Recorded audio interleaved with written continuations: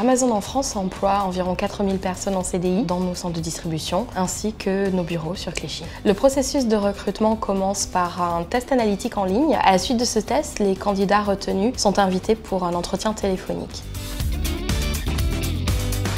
Pendant l'entretien téléphonique, on m'a demandé de donner des exemples très concrets sur mes expériences en essayant de donner le plus de détails possible, le plus de chiffres possible. J'avais initialement postulé à un poste de site merchandiser. Lors de mon entretien téléphonique avec les équipes RH, on m'a proposé un autre poste qui correspondait finalement assez bien à mes compétences analytiques. Après l'entretien téléphonique, j'ai été contactée très rapidement par les RH qui m'ont convoquée pour les prochains entretiens. Ils m'ont expliqué que ça allait être basé sur les leadership principles. Les leadership principles d'Amazon sont les valeurs et les comportements que nous recherchons chez nos collaborateurs.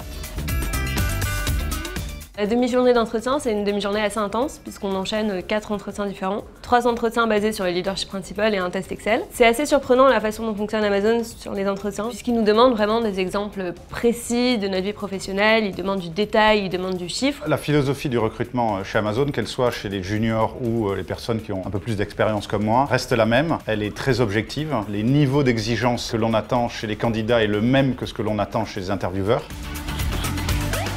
Le processus de recrutement s'arrête une fois ces entretiens dans nos bureaux terminés. Dans mon cas, le processus a été très rapide. Entre le moment où j'ai postulé et le moment où j'ai eu une réponse, il s'est écoulé à peu près 3 semaines.